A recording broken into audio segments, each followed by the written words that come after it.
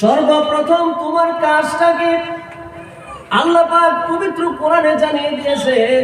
দুনিয়ার সমস্ত সম্পদ তুমি লাভ করলে কোনো ফায়দা হবে না, কোনো লাভ হবে না। আল্লাহ বলে দিলেন পাক কালামে, ওয়ালাউ আন্না আহলাল কুরা আমানু ওয়াত্তাকাউ লাফাতাহনা আলাইহিম বারাকাতিম মিনাস সামাই ওয়াল আরদ। জোরে বলুন সুবহানাল্লাহ, নারে তাকবীর। আল্লাহ পাক বললেন ওয়ালাউ আন্না আহলাল কুরা আমানু, সর্বপ্রথম মানুষের কাজ। পৃথিবীতে যখনই মানুষ পদার্পণ করবে আপনি দেখবেন আল্লাহ পাক বিধান দিয়েছেন মাতৃগর্ভের থেকে পড়ার সাথে সাথেই ওই সবকটাই তাকে প্রথম দেওয়া হয়, যে সবকটার নাম হলো ঈমানি সবক। ওখানে ABCD EFG HIJK LMN OP QR ST ক খ গ ঘ ঙ এই সবক দেওয়া হয় না। মাতৃগর্ভের থেকে পড়ার সাথে সাথে ছেলে হোক মেয়ে হোক তার কানের গোড়ায় কালেমা তাওহীদের বাণী দেওয়া হয়। জোরে কোন ঠিক না বেঠিক? আল্লাহ পাক বলেন বান্দা হে আমার, তুমি জন্মের পরেই যে দাওয়াত তোমাকে দিয়ে দেওয়া হলো ঈমানের দাওয়াত, সেই ঈমান তুমি লাভ করো। ওয়ালাউ আন্না আহলাল কুরা আমানু, আল্লাহ বলে দিলেন সেই ঈমানের সবক, ঈমানের সবক।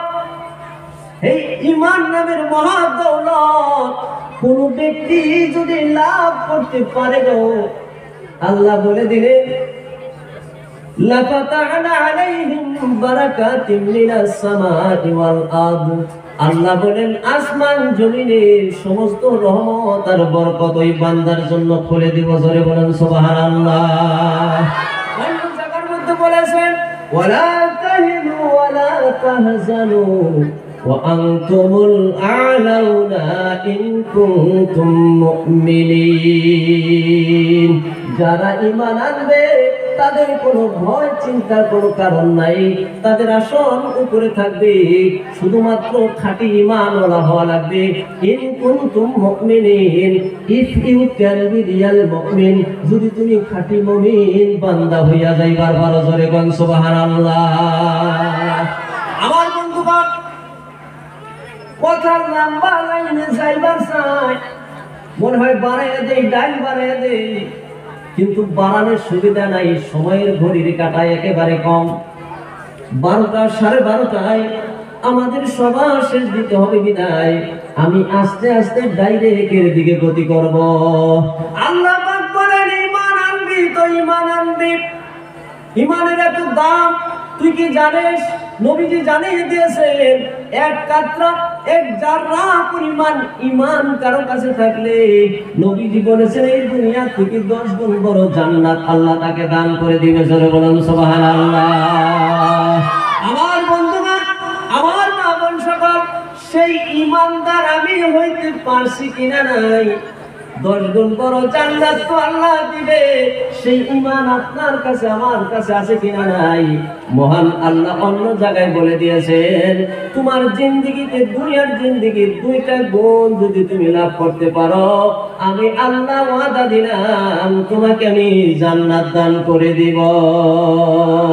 আল্লাহ পাক কালামে জানিয়ে দিয়েছেন ওয়া আম্মা মান খাফা মাকামা রাব্বিহি ونهى النفس عن الهوى فإن الجنة هي المأوى سبحان الله والحمد لله ولا إله إلا الله سبحان الله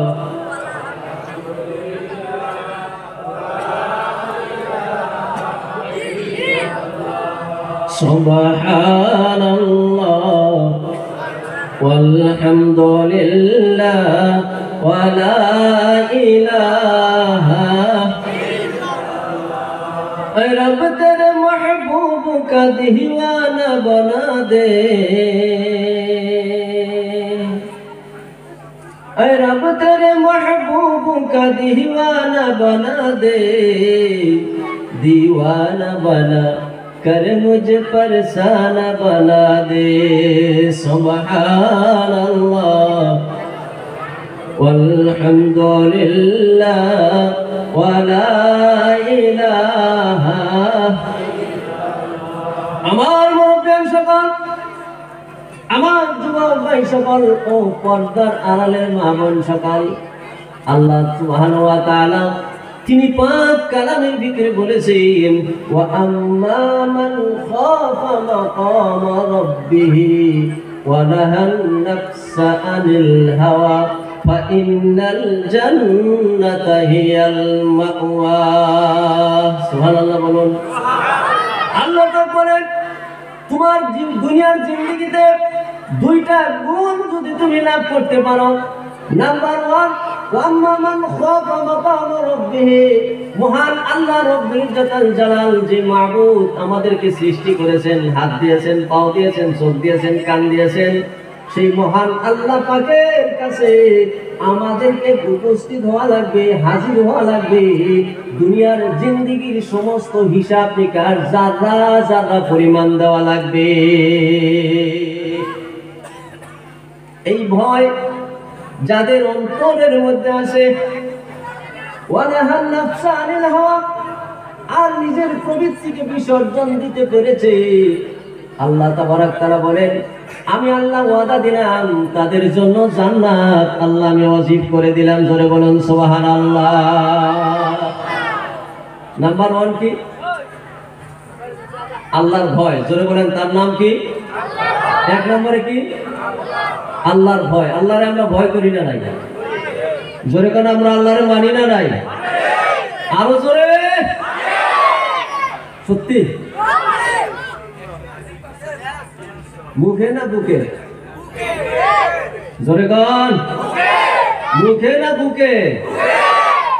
বুকে। আমার বন্ধুগণ আমি বলছি ওয়াজ আমি লম্বা করব না, ডাইরেক্ট, কেননা সময় নাই। আমাকে বলা হয়েছিল আপনাকে 9টার সময় দেওয়া হবে, 9টা 9:30 দেওয়া হবে, সেই জায়গায় 11টায় আমি চান্স পেয়ে গেলাম। গতিকে লম্বা ওয়াজ করার আর টেন্ডেন্সি নেই, সময়ও নেই। আমার বন্ধুগণ আমরা বলেছি আল্লাহকে মানি বুকে, আপনারা সবাই বলেছেন আল্লাহকে মানি বুকে। আমি বললাম বুক পর্যন্ত মানা হয় না, আমাদেরকে আল্লাহ মেনেছে আমরা বুকে না, আমরা মেনেছি মুখে। তার প্রমাণ, 1 নম্বর প্রমাণ, আমাদের কারি সাহেব কিছু কথা বলেছে, আমরা আল্লাহকে মানেছি বলেছি আমরা বুকে, আমি বলেছি মুখে। 1 নম্বর প্রমাণ, ফজর জোহর আসরে আজান হয়, বিশেষ করে ফজরের ওয়াক্তে যখন আজান হয়, আপনার কাছে 4টা 5টা মসজিদ আপনি একটু ট্রাই করে দেখবেন, সকালে সকালে ফজরের নামাজের টাইমে যায় দেখবেন যে গ্রামে 200-300 ঘর মানুষ বাস করে, ফজরের ওয়াক্তে 5 জন 7 জন 10 জন মুসল্লি আর বেশি হয় না। আচ্ছা আমার বন্ধুগণ নামাজ নামাজ নামাজ নামাজের ওয়াজ করব না, নামাজের ওয়াজের প্রয়োজন নাই, কেননা এটা ফরজ। বাইনাল আবদু ওয়া বাইনাল কুফর মান তারকুস সালাত, নবীজি বলেছেন নামাজ হচ্ছে কাফির এবং মুমিনদের মাঝখানকার দেওয়াল। যার কাছে নামাজ আছে তাকে দেখলেই তুমি বুঝতে পারবা তার এগেইনস্টে সার্টিফিকেট দেওয়া আছে এরা মুমিন। যার নামাজ নাই মুমিনের খাতায় আমাদের নাম নাই। নামাজ পড়বেন তো আপনার চেহারা ভালো থাকবে, শরীর ভালো থাকবে। নামাজ পড়ার দরকার আছে না নাই? আমার বন্ধুগণ আমার মা বোন সকল, নবীজি 3টা জিনিস পছন্দ করতেন। যেরকম কয়টা? 3টা জিনিস পছন্দ করতেন। 1 নাম্বার দিনের নবী বলেছেন নামাজ আমার आंखों की ठंडक, নামাজ মেরে आंखों की ठंडक, নামাজ মোর চোখৰ তৃপ্তি, নামাজ মোর সকলোতকৈ প্ৰিয় বস্তু। কক সুবহানাল্লাহ। নামাজের বিষয়ে ওয়াজ করিবলৈ গ'লে বহু সময় লাগি যাব, আমি বেশি সময় নামাজের বিষয়ে বলবই না। আমার বন্ধুগণের নামাজ নামাজ নামাজ নামাজ, যেখানে যান শুধুমাত্র নামাজ। তাবলীগে যান বলে নামাজ পড়ো নামাজ পড়ো, পীরের দরগায় যান, বলে নামাজ পড়ো নামাজ পড়ো। ধর্ম সবাই গেলে বলে নামাজ পড়ো নামাজ পড়ো। নামাজের এত তাকিদ দেয় কেন জানেননি? নাম্বার ওয়ান কারণ, একটা কারণই বলবো, এই কারণটাই যে কিয়ামতের দিন আমার আপনার যত আমলই থাকুক না কেন, হাজি হই গাজী হই মরণ হই মুহাদ্দিস হই বক্তা হই তক্তা হই যাই হই না কেন, কিয়ামতের দিন নামাজের হিসাবটাই সর্বপ্রথম আল্লাহ নিবে। নামাজ আছে তার মানে সব পার। সুবহানাল্লাহ কোন? গতিকে নামাজ আমাদের দরকার আছে না নাই? জোরে কোন নামাজ দরকার আছে না নাই? আমার বন্ধুগণ, নামাজ সবথেকে বড় ইবাদত। সেই জন্য নামাজের প্রস্তুতির জন্য যা যা জিনিস, সে জিনিসগুলোরও আমাদের প্রয়োজন। ধরে কোন ঠিক না বেঠিক? কি কি বস্তুর প্রয়োজন আমার বন্ধুগণ একটু পরে আমি আপনাদেরকে জানাবো। তার পূর্বে আমি বলেছিলাম আল্লাহকে আমরা মানি, নামাজ আমাদের মধ্যে আছে কিনা নাই। আমরা গণনা করে দেখলে 10 জন 20 জনের কাছে নামাজ আছে, আর বাকি আমরা নামাজের ধারে কাছে নাই। সরে কোন ঠিক না বেঠিক? নাম্বার 2 নাম্বার, আল্লাহ পাকের পক্ষ থেকে কারি সাহেব কিছু কথা বলেছে, কিছু বাকি আছে, সেই বাকিটুকু আমি আপনাদের সম্মুখে বলে যাব বন্ধু। 2 নম্বর কারণ, সবথেকে মুসলমানের সবথেকে পরিচয়ের জিনিস আল্লাহর তরফ থেকে হুকুম দেওয়া, যার নাম হয়েছে পর্দা। সব আমাদের বাড়িতে আছে, কিন্তু পর্দা নাই। বাড়িতে খাট আছে, পালেং আছে, ঘর আছে, ল্যাট্রিন আছে, বাথরুম আছে, আলমিরা আছে, গডরেজ আছে, টিভি আছে, সিডি আছে, 25-30 হাজার টাকা দামের মোবাইল আছে, মোটরসাইকেল, তারপরে এখন এনফিল্ড মোটরসাইকেল পাই গেছে। কথা কোন হাসান মিশা? আবার কতবার যুবক বাইতে দেখবেন একবারে ভাত খাওয়া বাদ দিব, কই কারিশমা লাগে নাকি জানি মোটরসাইকেল কেটিএম লাগে। বাপের আছে না নাই খবর নাই। জোরে কোন ঠিক না বেঠিক? সব আছে বাড়িতে, কিন্তু পর্দা।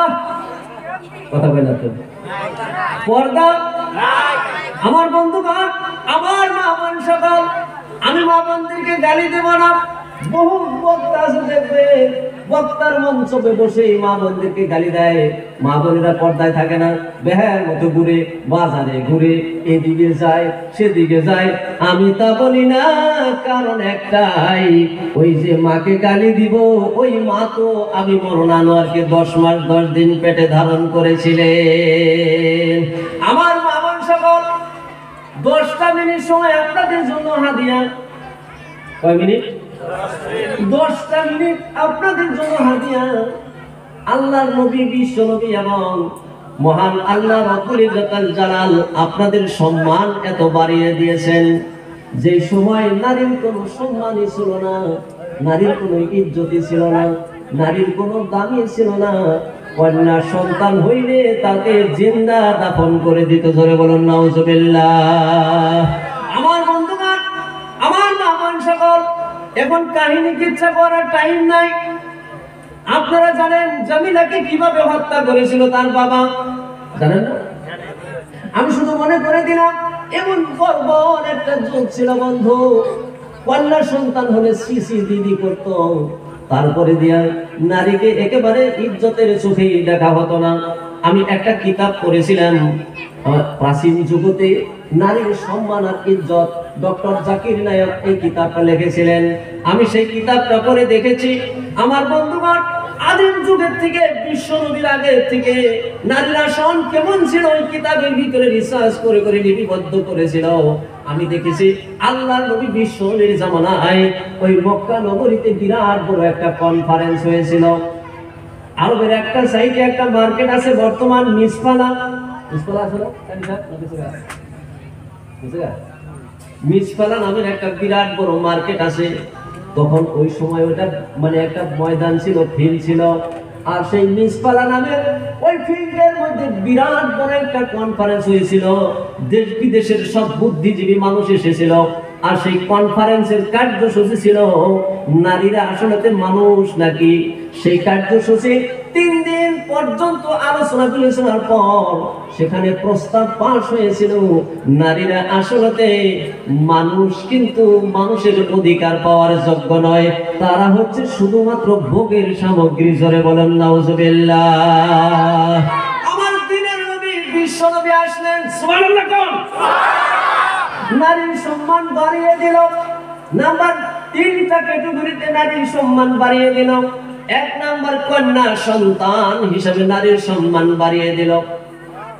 মেয়ে হইলে গলায় টিপে টিপে মেরে ফেলতো, নবীজি বলে দিলেন না না, একটা মেয়ে হবে তো তোমাকে আল্লাহ একটা জান্নাত দান করে দিল।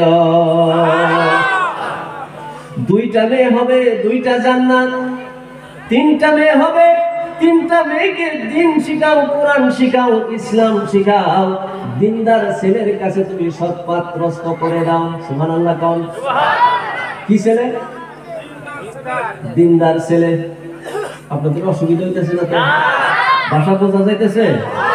দিনদার ছেলে, সৎ আছে। কি ছেলে? দিনদার ছেলে। কিন্তু আমরা কি ছেলে তালাশ করি বলেন তো? ঘটক সাহেব যদি আইসা বলে আপনার মেয়ে তো দেখতে হতে খুব ভালো, চরিত্র ভালো ভালো, আপনার মেয়ের জন্য একটা ভালো ছেলে আমি তালাশ করেছি। বলে কি? ছেলেটা কি করে? বলে হাফিজ সাহেব। মাথায় আগুন ধরে গেল, হাফিজ সাহেব কি করে খাওয়াইব? আরেকজন ছেলের জন্য, মেয়ের জন্য খুব ভালো মেয়ে ছেলে দেখেছি। বলে ছেলে কি করে? বলে মৌলানা সাহেব। আর মুক্তি সাহেব। বলে না না না, মৌলানা মুক্তি দিয়ে কাজ হবে না। জোরে কোন ঠিক না বেঠিক? আমাকে মৌলানারে তো দেখ পারি, মানুষে পারে না। একটু জোরে গেলি তাও দোষ। কবি যে দেখ হুজুর বান পাইছি দাওয়াত,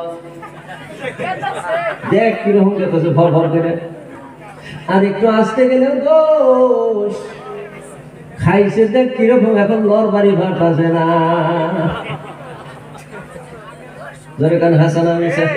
আমার বন্ধুগণ, তা না, আলিমের সম্মান আমাদের ইজ্জত করতে হবে। দিনের নবী বলেছেন আলিম আল উলামা ওয়ারিসাতুল আম্বিয়া। তোমরা তো নবী দেখো নাই, কোন ব্যক্তি যদি আমার আলিমের সঙ্গে হাত মিশালো, মুসাফা করলো, সালাম দিল, সে যেন আমি নবীর সঙ্গে হাত মুসাফা সালাম করলো। জোরে কোন সুবহানাল্লাহ। কিয়ামতের দিন একজন মানুষের জাহান্নামের ফয়সালা হবে। মানুষ আল্লাহর কাছে এত কান্দিবে, এত অনুনয় বিনয় করবে, আল্লাহ আমারে কিছু রেহাই দিয়া দাও, জাহান্নামে যাইতে পারবো না। খুব অনুনয় বিনয় কইরা কইব, আল্লাহ কইব দেখছে তোর জীবনে কোনো আমল আছে নাকি? না আল্লাহ, আমার কোনো আমল নাই, তুমি দয়া করে মাফ করে দাও। বলে দেখ কোনো আমল আছে নাকি? বলে নাই, কোনো আমল নাই। বলে আমার আখিরি নবী, বিশ্ব নবী, উম্মতের মধ্যে যাদেরকে আলিম বানিয়ে দিয়েছিলাম, দেখতো ওই আলিমের সঙ্গে কোনোদিন মুসাফা করছস নাকি? বলে না। বলে সালাম দিয়েছিলি? বলে তাও না। যে আবার দেখা হয়েছিলি? বলে তাও না। 10-5 টাকা কোনোদিন হাদিয়া দিয়েছিলি? বলে না, তাও না।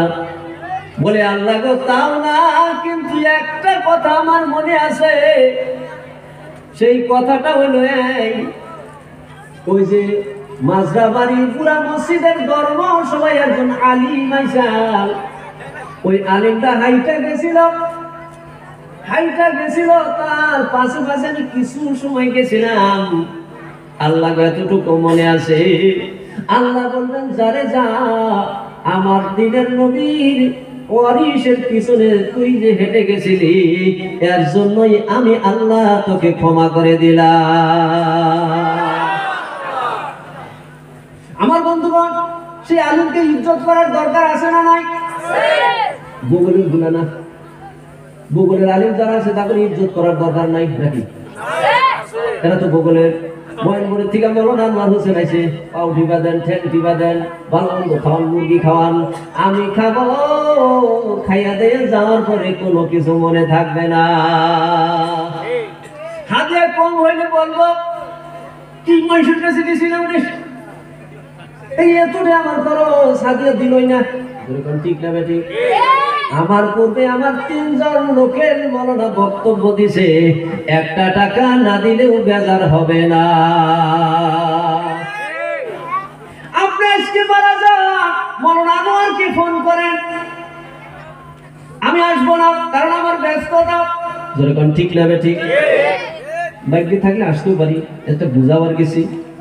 কিন্তু আপনাদের এই লোকের আলেম যারা আছে, আমার বন্ধুগণ, আপনি মরার সাথে সাথে দৌড়ে আপনার কাছে আইসা উপস্থিত হইয়া যাইব। এই আলেমদেরকে দেখলেই সালাম দিবেন, মুসাফা করবেন, মহব্বত করবেন, আদর করবেন। যদি তা করতে পারেন গো, আমার দিনে নবী খুশি হইয়া যাবে।